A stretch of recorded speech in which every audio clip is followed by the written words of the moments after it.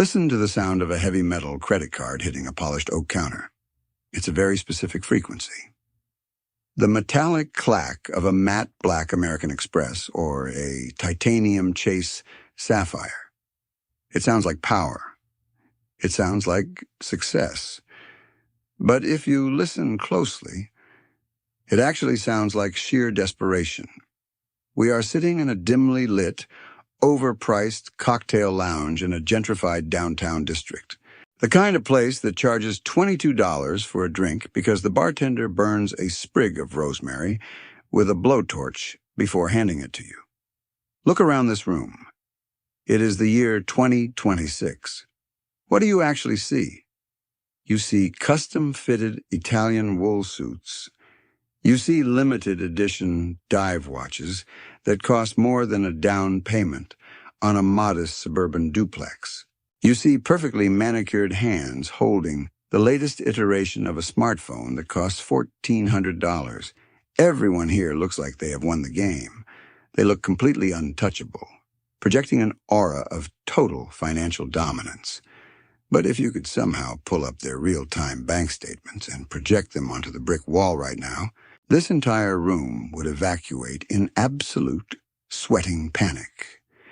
Modern civilization has engineered a highly contagious psychological virus. We have successfully disconnected the visual appearance of wealth from the actual mathematical possession of capital.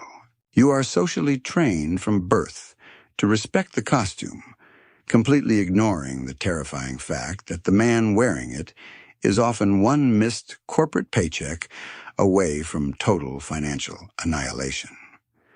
Let's look at the guy in the corner booth. Let's call him Julian. Julian just handed his keys to the valet. He drives a pristine, slate-gray European luxury SUV. The leather interior smells like success. The ambient cabin lighting pulses to his carefully curated playlist. When Julian rolls up to a stoplight, you look at him and you think, that guy figured the system out. What you don't see is the physiological response happening under his tailored shirt. You don't see Julian's heart rate spike every time an unread email notification from his mortgage lender hits his lock screen. You don't see the sickening knot in his stomach when he realizes his annual performance bonus is going to be heavily taxed, leaving him short on the balloon payment for his entirely unnecessary kitchen remodel. Julian makes $180,000 a year. By every historical metric, Julian should be completely free. But Julian is currently suffocating in a beautifully upholstered, German-engineered mousetrap. He traded his absolute freedom and his peace of mind for the temporary validation of complete strangers at a red light. Why do we do this? It isn't just basic human stupidity. It is a highly calculated, algorithmic assault on your dopamine receptors. The financial institutions of our era don't need to put you in physical chains. They simply convinced you that the heavy iron chains are a premium status symbol. They brilliantly rebranded lifelong servitude as lifestyle design. You are running on an endless treadmill made of revolving credit cycles. The cheese isn't survival anymore. The bait is the illusion of superiority over your neighbors. And the banks, they just sit back in the dark and quietly collect the compound interest on your vanity. There is an invisible tax applied to every single purchase, made purely for the purpose of flexing. Let's call it the insecurity premium. When you buy a pair of designer sneakers for $900, the raw materials and overseas labor cost about $40. You aren't paying for superior arch support or better canvas. You are paying an $860 tax to broadcast a desperate message to people who absolutely do not care if you exist. You are buying the temporary, fleeting illusion that you belong in a class you haven't actually earned the right to stand in. Financial ruin in the modern era rarely looks like poverty. It looks like a pristine, perfectly curated social media feed.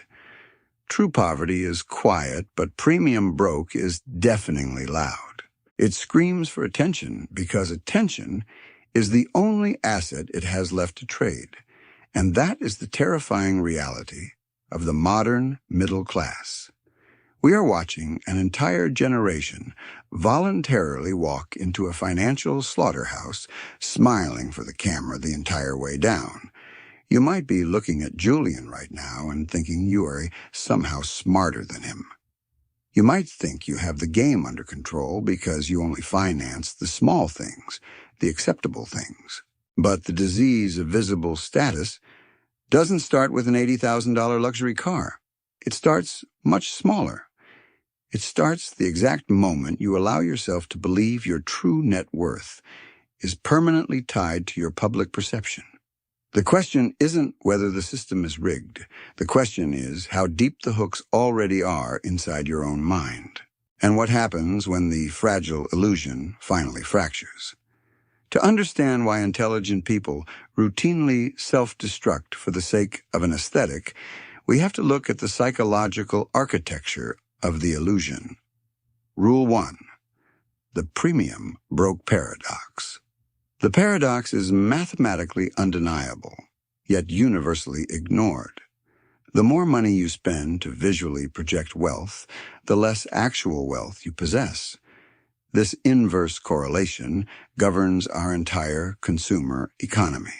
But the real destruction is not just happening on your balance sheet. It is happening inside your human psyche. Imagine the relentless toll of waking up every morning knowing you are an economic fraud. When your identity is constructed around high-end consumer goods, you become a full-time security guard for a fragile ego. You cannot afford to lose your job because without the monthly cash flow to feed the debt, the costume dissolves. You become terrified of economic downturns and deeply anxious around anyone who might ask about your investments. You are playing a high-stakes theatrical performance 24 hours a day, 7 days a week. This brings us to the silent killer of financial independence, hedonic adaptation. This biological mechanism ensures you will never be satisfied by material consumption. When you buy that luxury SUV or move into that overpriced high-rise, your brain floods with dopamine. You feel elevated, but your brain is wired for homeostasis. Within months, the novelty evaporates. The luxury vehicle becomes just a metallic box that gets you to the store. The panoramic view becomes invisible background wallpaper.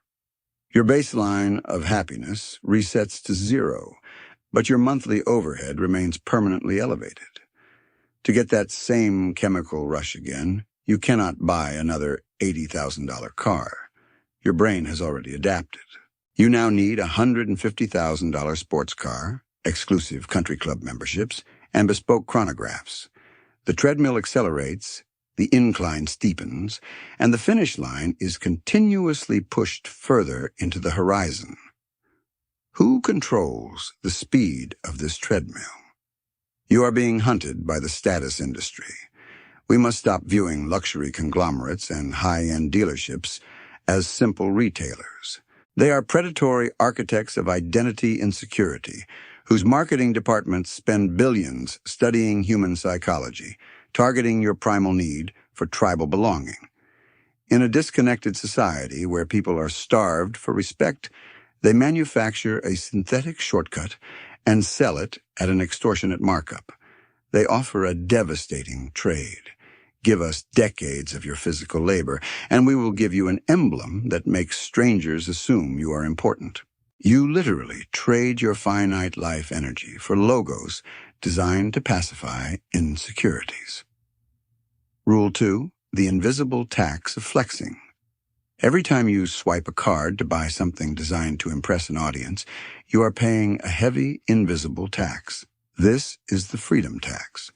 And when you look at an overpriced designer item, you cannot evaluate its cost in fiat currency. Dollars are abstract. You must evaluate the cost in time and autonomy. If you earn $50 an hour after taxes, a $5,000 watch does not cost $5,000. It costs 100 hours of your unrecoverable human life. That is 2.5 weeks of waking up to an alarm clock you hate, sitting in traffic you despise, and answering to managers who do not care about your well-being. All to wear a machined piece of steel that tells the exact same time as a $20 watch. When you calculate the invisible tax of flexing across a lifetime, the math becomes staggering. You aren't just losing the money spent on the item. You are systematically forfeiting the compounding potential of your own future. While the premium broke work 80-hour weeks just to service the interest on their lifestyle, the architects of this system quietly take those profits, buy income-producing assets, and buy back their own freedom.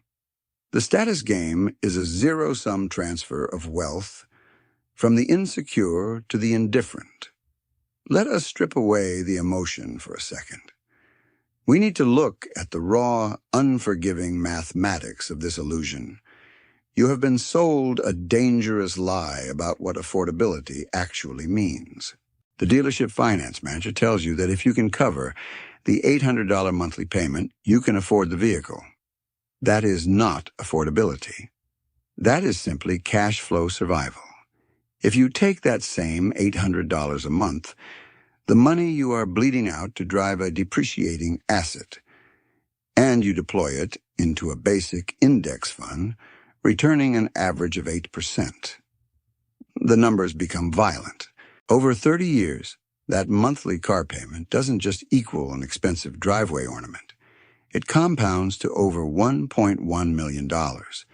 You are literally burning $1 million financial fortress just to ensure the guy in the next lane thinks you are winning. Rule 3. The mathematics of vanity.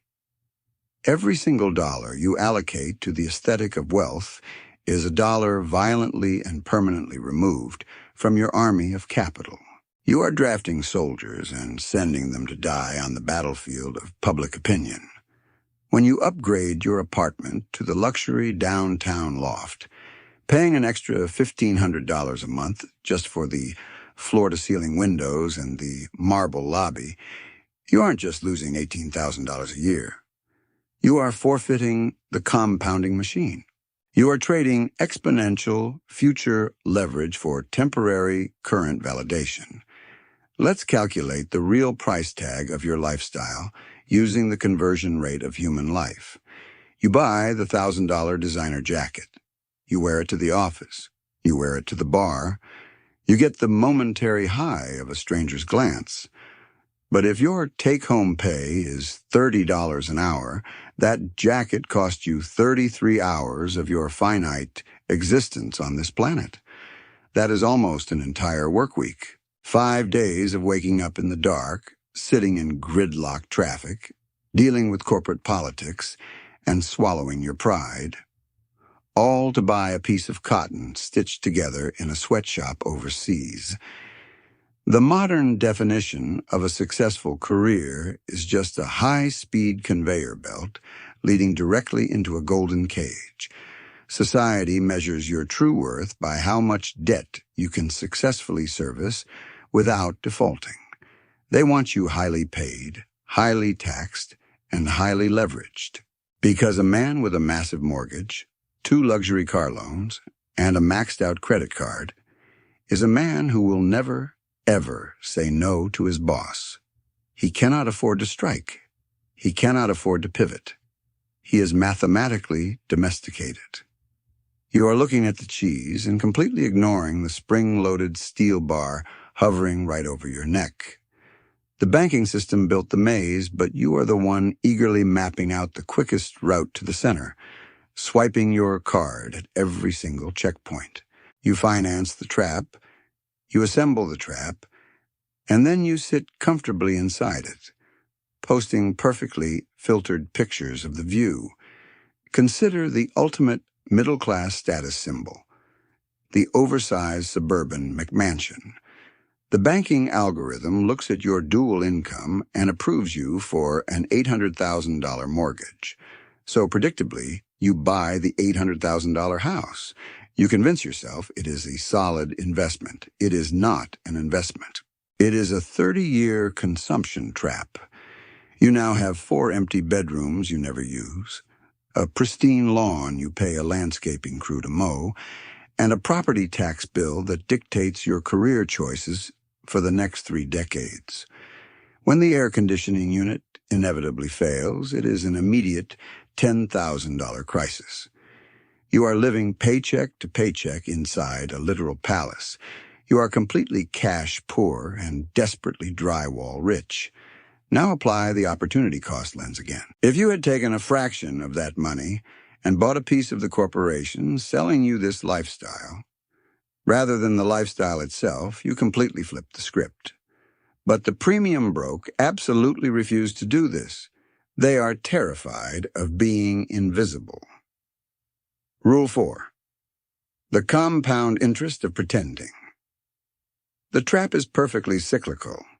As your income goes up, your insecurity scales right alongside it. You get the executive promotion, and suddenly your perfectly functional 5-year-old Honda feels like a demotion. You convince yourself that a director-level manager cannot be seen pulling into the parking garage in an economy sedan. The lifestyle creep is not an accident. It is a meticulously engineered psychological vulnerability.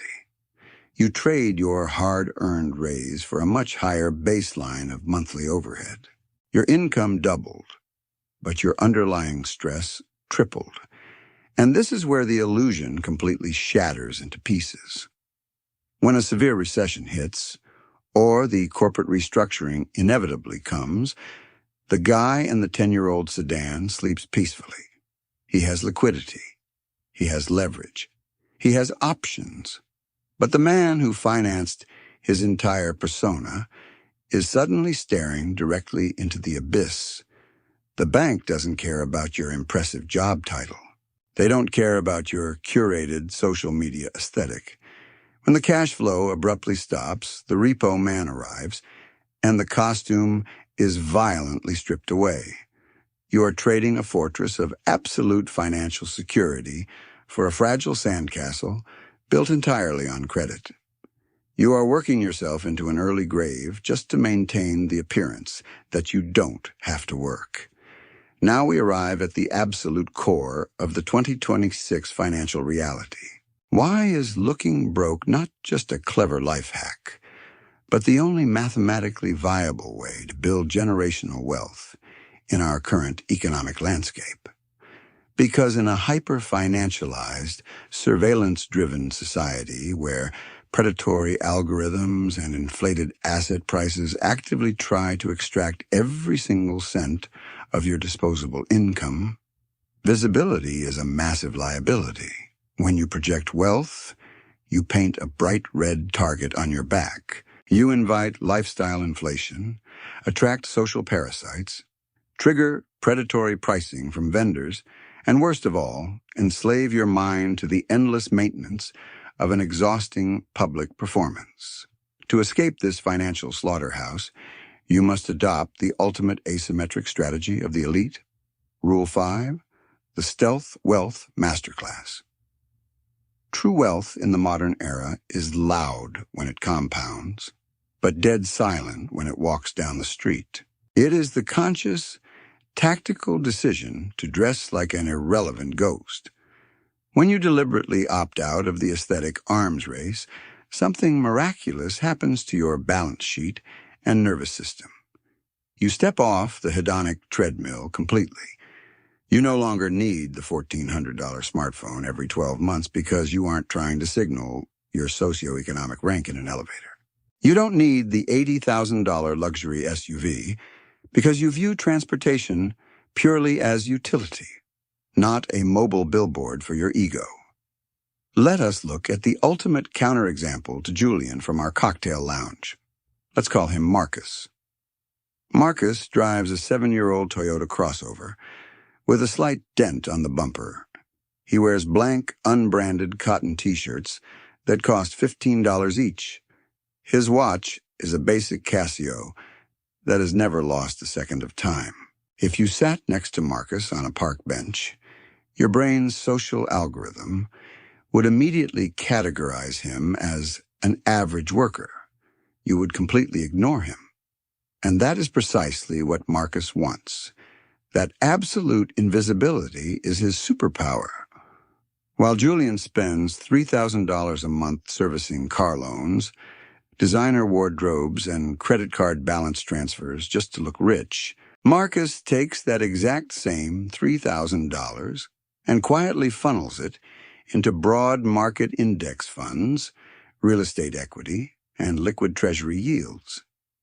Because Marcus has zero social overhead, his savings rate is not 15%, it is 65%.